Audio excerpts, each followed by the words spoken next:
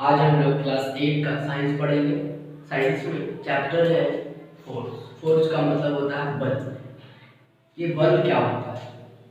हम अपने दैनिक जीवन में जो कुछ भी कार्य करते हैं, कोई भी वर्क करते हैं, विदाउट फोर्स हम कोई काम कर ही नहीं सकते। जैसे खेलना, पढ़ना, लिखना, खाना, चलना, बोलना, ये सारे काम जो है, ये सारे वर्क जो है, बिना फोर्स लगाए कर ही नहीं सकते हैं। आप अगर किसी दिन कोई भी काम करते हैं, जैसे फोन चलाते हैं, फोन चलाने के लिए क्या होता है? फोर्स लगाना पड़ता है। विदाउट फोर्स अप्लाई किए हुए कोई काम नहीं करते। यानी कि ये फोर्स क्या है? तो फोर्स एक प्रकार का एक धक्का है या खिंचाव। अब अगर दरवाजा को खींचते हैं खोलने के लिए या अंदर की ओर धकेलते हैं तो क्या होता है? दरवाजा खुल जाता है। तो खुलता कब है? जब हम फोर्स केवल दरवाजा को पकड़े रहे हैं। तो क्या वो खुल जाएगा? नहीं खुलेगा। यानी कि उस पर हमें बल लगाना ही होगा, चाहे उसको पुश करें या पुल करें। आप किसी भी दुकान पर भी जाते होंगे तो देखते होंगे उसके डोर पे लिखा हुआ आता है पुश या पुल, यानी कि आप धक्का दे या खींचे। बिना धक्का दिए हुए या बिना खींचे वो डोर नहीं खुलेगा। यानी कि आप उस पर बल लगाइए, बल लगाने के बाद ही वो डोर ओपन होगा। यानी कहने का मतलब है कि धक्का देना या खींचना एक प्रकार का क्या है? बल लगाना है। यानी कि बल क्या है? एक प्रकार का धक्का या खिंचाव। हमने लिखा है कि बल एक प्रकार का धक्का या खिंचाव है। फोर्स इज अ पुश और पुल, यानी कि बल एक प्रकार का धक्का या खिंचाव है। अब बात करते हैं दूसरी शब्दों में, कहते हैं कि जब हम किसी वस्तु को धक्का देते हैं, यानी कि मान लीजिए कि हम किसी वस्तु को धक्का दे रहे हैं या हम इसे अपनी ओर खींच रहे हैं, खींचते हैं तो क्या होगा? इसका मतलब ये होगा कि हमने इस वस्तु पर अपना फोर्स लगाया, अपना बल लगाया या आरोपित किया। उसे समझ वेन वी पुश और पुल एन ऑब्जेक्ट, यानी कि किसी वस्तु को हम पुश करते हैं या पुल करते हैं, देन से तब क्या कहा जाता है? दैट वी अप्लाइड फोर्स, यानी कि हमने फोर्स अप्लाई किया, हमने बल लगाया। या कह सकते हैं कि बल वह कारण है जो वस्तुओं की गति में किसी प्रकार का परिवर्तन लाता है। यानी कि force is a factor which change the motion of any object. अगर कोई मान लीजिए कि कोई वस्तु, ये वस्तु इस रेस्ट में है, इसको हमने बल लगाया तो क्या होगा? हिल रहा है, यानी कि मोशन में चला गया। अगर कोई वस्तु मोशन में है, यानी चल रहा है, गति में है, तो उसकी गति को बल लगाकर हम रोक सकते हैं। यानी कहना यही है कि बल वह कारक है जिसके कारण हम किसी भी वस्तु की गति में परिवर्तन लाते हैं। अगर कोई वस्तु अगर रेस्ट में है तो उसे मोशन में ला सकते हैं, अगर कोई मोशन में है तो उसे रेस्ट में ला सकते हैं। कोई धीरे धीरे चल रहा है तो उसे बल लगाकर तेज कर सकते हैं, कोई तेज चल रहा है तो हम बल लगाकर धीरे। आप देखते होंगे कि रोड पे जब आप साइकिल चलाते हैं या मोटरसाइकिल चलाते हैं या कार चलाते हैं, देखते हैं कि जब जितना बल हम लगाते हैं साइकिल पर, जितना तेज पैडल घूमता है, जितना ज्यादा बल लगेगा उतना ही तेज पैडल घूमेगा। लेकिन अगर रोकना है साइकिल को तो क्या करते हैं? उसके लिए भी ब्रेक मारना पड़ता है। तो ब्रेक लगाने के लिए क्या, ब्रेक को आप पुश कीजिए, उसको दबाइए, उसके लिए भी फोर्स अप्लाई करना पड़ता है। यानी कि बिना आप फोर्स अप्लाई किए हुए किसी भी वस्तु की गति में ना तो कोई परिवर्तन आप नहीं ला सकते। यानी कि कहना है बल वह कारण है जो वस्तुओं की गति में किसी प्रकार का परिवर्तन लाता है। अब क्या है कि बल का परिमाण कम और अधिक हो सकता है, यानी कि मैग्नीट्यूड। मैग्नीट्यूड का मतलब होता है मान। जैसे आप बात हम करते हैं, हाँ तो चलिए अब हम बात कर रहे थे मैग्नीट्यूड की। बल का परिमाण कम और अधिक हो सकता है। मान लीजिए कि एक खाली बक्सा है, आप खाली बक्से को क्या करते हैं? अगर धकेलते हैं, एक स्थान से दूसरे स्थान ले जाते हैं तो आसानी से चला जाता है। लेकिन अगर उस बक्से को अब भर दिया जाए, उस बक्से में कुछ सामान रख दिया जाए, भारी सामान रख दिया जाए तो क्या होगा? अब जो है उसका परिमाण जो है अब ले जाने में भार बढ़ जाएगा। अब हमें ज्यादा फोर्स अप्लाई कर ज्यादा बल लगाना पड़ेगा। तो कह सकते हैं कि बल का परिमाण जो है कम भी हो सकता है और अधिक भी हो सकता है। अब है कि बल को परिमाण के साथ साथ दिशा भी होती है, यानी कि हम फोर्स जो है एक डायरेक्शन में लगाते हैं। मान लीजिए कि इस वस्तु को हमें पुश करना है तो हम नॉर्थ डायरेक्शन में क्या कर रहे हैं? फोर्स लगा रहे हैं हम। यानी कि एक बल में, फोर्स में मैग्नीट्यूड तो होता ही है, साथ साथ एक डायरेक्शन भी होता है, यानी कि फोर्स में डायरेक्शन और मैग्नीट्यूड दोनों होता है। दोनों एक साथ किसी वस्तु पर जब हम फोर्स लगाते हैं तो मैग्नीट्यूड और डायरेक्शन दोनों एक साथ बल किसी वस्तु पर कार्य करता है। अब क्या है कि किसी वस्तु पर एक ही दिशा में लगाए गए बल जुड़ जाते हैं। मान लीजिए कि हम सबसे पहले किसी वस्तु पर 2 न्यूटन का फोर्स लगा रहे थे। जब 2 न्यूटन का फोर्स लगा रहे थे तो उसके बाद फिर उसी डायरेक्शन में फिर और हम 3 न्यूटन का बल और एक्स्ट्रा हमने जोड़ दिया, 2-3 न्यूटन और लगाया। जैसे मान लीजिए कि इस वस्तु को एक आदमी मिलकर एक दीवार को धक्का दे रहे थे, 3 आदमी और आ गए, वो भी दीवार को धक्का देने लगे। तो इन चारों व्यक्तियों का द्वारा जो फोर्स लग रहा है उस फोर्स को क्या किया जाएगा, जोड़ दिया जाए। ये फोर्स जब एक ही डायरेक्शन में फोर्स लगते हैं तो ये सारे फोर्स को जो है, ये जितने भी बल है ये सभी आपस में जुड़ जाते हैं। मान लीजिए कि पहले पहले व्यक्ति द्वारा 2 न्यूटन लगा था, दूसरे व्यक्ति द्वारा 3 न्यूटन, तीसरे व्यक्ति 5 न्यूटन बल लगा रहे अलग अलग, लेकिन तीनों जब व्यक्ति मिल जाए, अगर एक ही डायरेक्शन में तीनों व्यक्ति बल लगाएगा तो ये तीनों फोर्स जो है ऐड हो जाएगा, यानी कि 2, 3, 5 और 5 10 न्यूटन। जहां पहले व्यक्ति द्वारा 2 न्यूटन, दूसरे व्यक्ति द्वारा 3 न्यूटन और तीसरे व्यक्ति द्वारा 5 न्यूटन अलग अलग बल लग रहा था, अब जैसे ही तीनों व्यक्ति मिलकर एक साथ एक ही डायरेक्शन में जब बल लगाते हैं, ये तीनों बल जो है, तीनों फोर्स जो है आपस में ऐड हो जाता है, यानी कि कुल अब कितने बल लग रहे हैं, 10 न्यूटन बल लग रहे हैं। चलिए अब बात करते हैं कि यदि किसी वस्तु पर 2 बल विपरीत दिशा में कार्य करते हैं, यानी कि हम इधर से इस दीवार को धक्का दे रहे हैं और उधर से भी कोई व्यक्ति इस दीवार को धक्का दे रहा है, तो इस पर लगने वाला परिणामी बल दोनों बलों के अंतर के बराबर होता है। यानी कि मान लीजिए कि इस दीवार पर इधर से 5 न्यूटन का फोर्स लग रहा है, या ऐसे मान लीजिए एग्जांपल में आप एक रस्सी है, इधर ए है, ये बी है, ठीक है।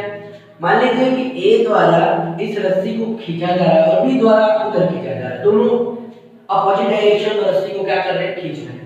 ए द्वारा 3 न्यूटन का बल लगाया जा रहा है और बी द्वारा 5 न्यूटन का बल लगाया जा रहा है, यानी कि यही कहा जाता है कि जब दो बल एक दूसरे के अपोजिट डायरेक्शन में लगते हैं तो उनका जो परिणामी होता है, तो रिजल्ट क्या हो रहा है, इधर से 3 न्यूटन का फोर्स लग रहा है, इधर से 5 न्यूटन लग रहा है, यानी कि ज्यादा बल बी की तरफ से लग रहा है, यानी कि रस्सी किधर खींची जाएगी, ये बी की तरफ जाएगी। इसका मतलब यह हुआ, कहने का अर्थ दिया हुआ इससे यही मतलब निकलता है कि अगर किसी वस्तु पर 2 बल विपरीत दिशा में कार्य करते हैं तो इस पर लगने वाला जो परिणामी बल है, इन दोनों का परिणाम माने क्या होता है, परिणामी बल दोनों बलों के अंतर के बराबर होता है, यानी कि परिणामी बल क्या है, 5 न्यूटन माइनस 3 न्यूटन बराबर 2 न्यूटन। यानी कि जब 2 बल किसी वस्तु पर विपरीत दिशा में लगते हैं तो उस पर लगने वाला परिणामी बल जो होता है वो दोनों बलों का डिफरेंस होता है, अंतर होता है। मान लीजिए कि इस मेरे लेफ्ट साइड से 5 न्यूटन, इधर से 6 न्यूटन, तो इन दोनों का जो डिफरेंस होगा वही रिजल्ट फोर्स होगा, नेट फोर्स कहलाएगा। अब बात करें यानी कि when two forces act in opposite direction on an object, यानी किसी वस्तु पर अपोजिट डायरेक्शन में 2 फोर्सेस काम करते हैं, the net force acting on it, the difference between the two forces, उन जो नेट फोर्स होगा वो उन दोनों फोर्सेस का डिफरेंस होगा, दोनों का अंतर होगा। अब बात करते हैं बैलेंस फोर्स और अनबैलेंस फोर्स। बैलेंस का मतलब होता है संतुलित बल और अनबैलेंस का मतलब होता है असंतुलित बल। संतुलित बल का मतलब जैसे हम इस रस्सी के माध्यम से समझ लेते हैं, मान लीजिए यहाँ पे हम 2 एग्जांपल देंगे, एग्जांपल 1 और एग्जांपल 2। मान लीजिए कि यहाँ P और Q है और यहाँ R और S है, ये रस्सी है, रस्सी को खींचने का काम दोनों जगहों पर हो रहा है, दोनों एग्जांपल से रस्सी ही खींची जा रही है। P जो है 3 न्यूटन का बल अप्लाई कर रहा है और Q भी 3 न्यूटन का बल अप्लाई कर रहा है।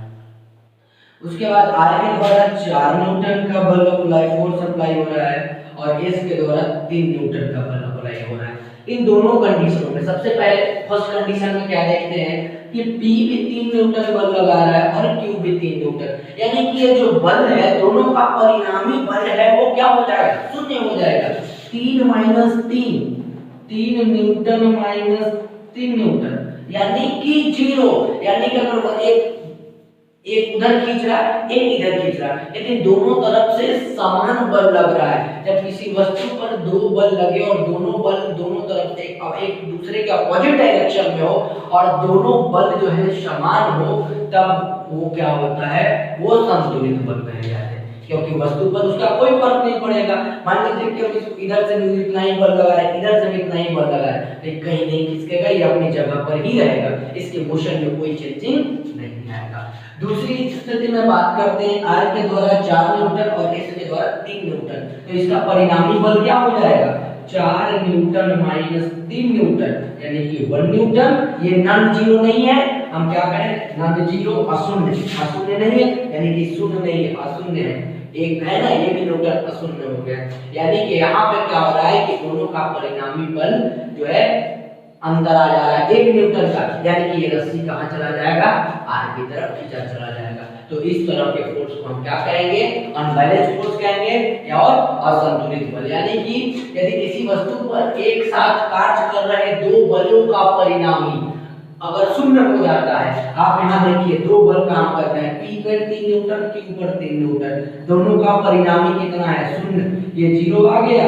जब जीरो आ जाए तब उस बल को हम संतुलित बल कहते हैं, और जब दोनों बलों का जो है परिणामी शून्य ना हो, अशून्य हो जाए, अशून्य है ना, वन क्या है, शून्य नहीं है, तो जब दो बलों का परिणामी यदि या शून्य हो जाए, शून्य ना हो, तब उस बल को हम क्या कहेंगे, असंतुलित बल। अब हम बात करते हैं बलों का प्रभाव, यानी इफेक्ट ऑफ फोर्स। यानी इफेक्ट का मतलब होता है प्रभाव, बल क्या क्या कर सकता है, बल लगाकर हम क्या क्या कर सकते हैं, इसके बारे में बात करते हैं। पहला है, बल एक स्थिर वस्तु को गतिशील बना सकता है। मतलब मान लीजिए कोई वस्तु जो है विरामावस्था में, रेस्ट में, तब उसको क्या है, हम बल लगाकर उसकी गति को हम बढ़ा सकते हैं। मान लीजिए एग्जांपल में, जैसे एक बॉल है, बॉल फुटबॉल है, फुटबॉल मैदान में पड़ा हुआ है, आप उसको जैसे ही किक मारते हैं, तो पहले तो जब किक मारने से पहले तो बॉल को विरामावस्था में, रेस्ट में, लेकिन जैसे ही आप उस पर किक मारते हैं वो मोशन में आ जाता है। यानी कि बल लगाकर हम किसी वस्तु, स्थिर वस्तु को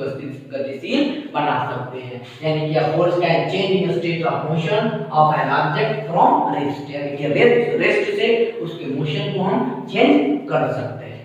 दूसरा है, बल गतिशील वस्तु की गति को बढ़ा सकता है। जैसे मान लीजिए कि आप साइकिल चला रहे हैं, आप स्पीड बहुत कम है, उसके बाद जैसे आपको अगर गतिशील बनाना और तेज उसको भगाना है, क्या करते हैं, आप और ज्यादा बल लगाते हैं, ज्यादा फोर्स अप्लाई करते हैं और पैडल ज्यादा तेज मारते हैं, तब उसमें क्या होता है, वो तेज भागता है। यानी कि जैसे ही आप उसमें फोर्स इंक्रीज करते हैं, तब वो क्या होता है, उसकी गति और इंक्रीज हो जाती है, बढ़ जाती है। यानी कि force can increase speed of a moving object, यानी गतिशील वस्तु की गति को बढ़ा सकता है। दूसरा है, बल गतिशील वस्तु की गति को घटा भी सकता है। जैसे हमने कहा कि गति को बढ़ाना है बल लगाकर, तो बल लगाकर हम वस्तु की गति को घटा भी सकते हैं। जैसे मान लीजिए कि हम साइकिल ही चला रहे हैं, स्पीड में है काफी ज्यादा, 40 किलोमीटर पर घंटा पर आवर की स्पीड से है, तो आप क्या करेंगे, उसको हम ब्रेक लेते हैं, तो ब्रेक लेने के लिए भी फोर्स अप्लाई करना पड़ता है। यानी कि अगर बल किसी वस्तु को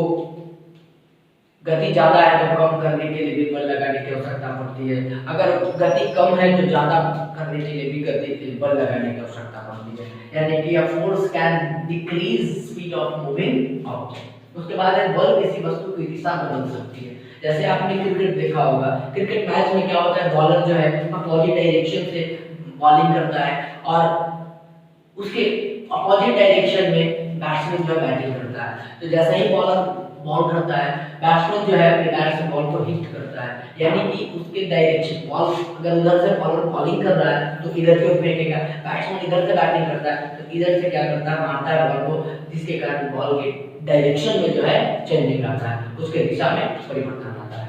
यानी कि force can change the direction of a object. उसके बाद बल किसी वस्तु की आकृति को भी बदल सकता है। आप बल लगाकर किसी वस्तु की आकृति को भी बदल सकते हैं।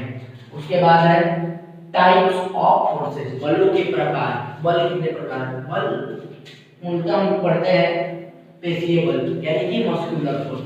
मस्कुलर फोर्स क्या होता है, जब हम अपने मांसपेशियों के द्वारा अपने पेशी, जैसे मान लीजिए लिखना या दौड़ना, साइकिल चलाना, मोटरसाइकिल चलाना, कार चलाना, हम अपने मांसपेशियों का मस्कुलर का जब प्रयोग करते हैं तब हम क्या उस समय क्या कहते हैं कि हमने पेशीय बल का प्रयोग किया। और ऐसे फोर्स क्या कहलाते हैं, पेशीय बल कहलाते हैं। जैसे आप बोझ उठाते हैं, बैट बॉल क्रिकेट खेलते हैं, तो क्रिकेट से क्या होता है हमारे पेशियों का पर जोर पड़ता है, पेशियों के द्वारा मस्कुलर के द्वारा फोर्स लगता है, तब ऐसे फोर्स को मस्कुलर फोर्स कहते हैं। उसके बाद है घर्षण बल। घर्षण बल क्या होता है, घर्षण जो है दो सरफेस के बीच का में होता है। जैसे मान लीजिए कि हम लोग चलते हैं तो क्या होता है कि हमारे जैसे आप शूज पहने हुए, शूज और इस लैंड सरफेस के बीच में एक फोर्स काम करता है जो कि घर्षण बल जो है वस्तु या व्यक्ति के विपरीत दिशा में लगता है।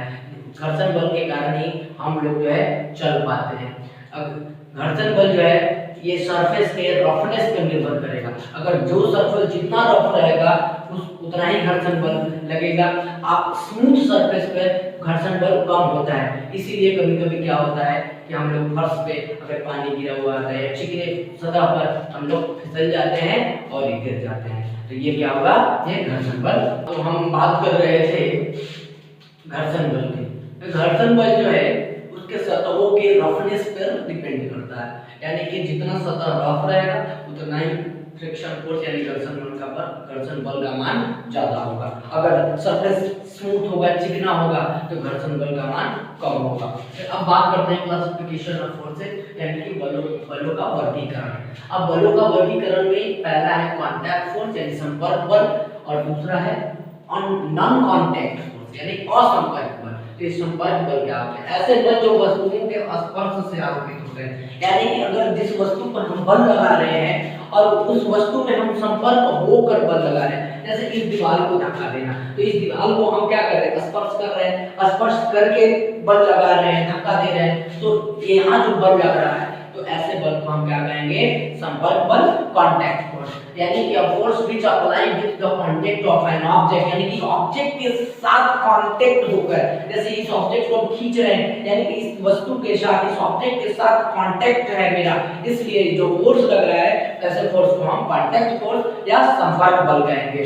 अब बात करते हैं असंपर्क। असंपर्क का मतलब होता है नॉन कांटेक्ट, यानी कि किसी वस्तु पर जब हम बल लगाते हैं बिना किसी भौतिक स्पर्श के, बिना विदाउट एनी फिजिकल कांटेक्ट के, कोई भी फिजिकल कांटेक्ट नहीं, जैसे आप एक लोहे की कील को क्या करते हैं, मैग्नेट के द्वारा उसको खींच लेते हैं, उसमें कोई संपर्क नहीं होता है। मैग्नेट की कील, मैग्नेट और लोहे का कील दोनों में कुछ दूरियां होती है, कुछ मिलीमीटर कुछ दूरी होती है, और तब भी वो क्या करता है, मैग्नेटिक फोर्स लगाकर उसको अपनी ओर खींच लेता है, मैग्नेट लोहे की कील को। तो ऐसे फोर्स को हम क्या कहेंगे, नॉन कांटेक्ट यानी असंपर्क बल। यानी कि वे बल जो वस्तुओं पर बिना भौतिक स्पर्श के आरोपित होते हैं, यानी कोई भी फिजिकल कांटेक्ट नहीं हो, विदाउट कांटेक्ट के जब जो बल लगता है तब उस बल को हम क्या कहते हैं, असंपर्क नॉन कांटेक्ट। इलेक्ट्रोस्टैटिक फोर्स, उसके बाद आप बात करें मैग्नेटिक फोर्स, ये सारे जो है, या ग्रेविटेशनल फोर्स, ग्रेविटी फोर्स, ये सारे जो है असंपर्क बल के ही उदाहरण हैं। जैसे यहाँ पे हमने गुरुत्वाकर्षण बल, गुरुत्व बल को लिखा है कि पृथ्वी वस्तुओं को जिस बल से अपनी ओर खींचती है, यानी कि अगर मान लीजिए कोई बॉल ऊपर फेंकते वो नीचे की ओर आती है, तो यानी कि अर्थ उस पर फोर्स अप्लाई कर रही है, ये नहीं कि अर्थ उसको उस बॉल को पकड़ ले रही है और पकड़ कर नीचे गिर रही है। अर्थ और उस बॉल में, उस वस्तु में कोई कांटेक्ट नहीं है, फिर भी वो बल जो है वस्तु जो है अर्थ की ओर खींचे चले आ रही है, आकर्षित हो रही है, तो ये जो फोर्स लगता है वो नॉन कांटेक्ट फोर्स है। लेकिन पृथ्वी जिस बल के कारण किसी वस्तु को अपनी ओर आकर्षित करती है, खींचती है, the earth pulls any object towards its centre to apply a force. पृथ्वी जिस बल का प्रयोग करके किसी वस्तु को अपनी ओर खींचती है, अपनी ओर आकर्षित करती है, तो ऐसे बल को हम लोग गुरुत्व बल या गुरुत्वाकर्षण बल कहते हैं। चलिए अब मात्रक की बात कर लेते हैं। हम लोग फोर्स को न्यूटन में मापते हैं, यानी कि बल का एसआई मात्रक क्या है, न्यूटन। हमने लिखा भी बल का है, फोर्स का SI unit of force Newton. अब बात करें कि एक किलोग्राम भार में कितने न्यूटन होता है, तो जान लीजिए 1 किलोग्राम भार जो है वो 10 न्यूटन के बराबर होता है। तो 1 न्यूटन कितने के बराबर होगा, यानी 1 न्यूटन का मतलब होता है, 1 न्यूटन बल का मतलब होता है 100 ग्राम भार। 100 ग्राम भार बराबर 1 न्यूटन होता है। तो आप याद रखेंगे कि बल का ऐसा यूनिट ऑफ फोर्स न्यूटन और 1 किलोग्राम भार जो है weight of 1 kg equal to 10 newton, यानी कि 100 gram equal to 1 newton force. तो आज के क्लास में इतना ही। वीडियो को लाइक करें और चैनल को सब्सक्राइब करें, साथ ही साथ अपने दोस्तों को शेयर करना ना भूलें।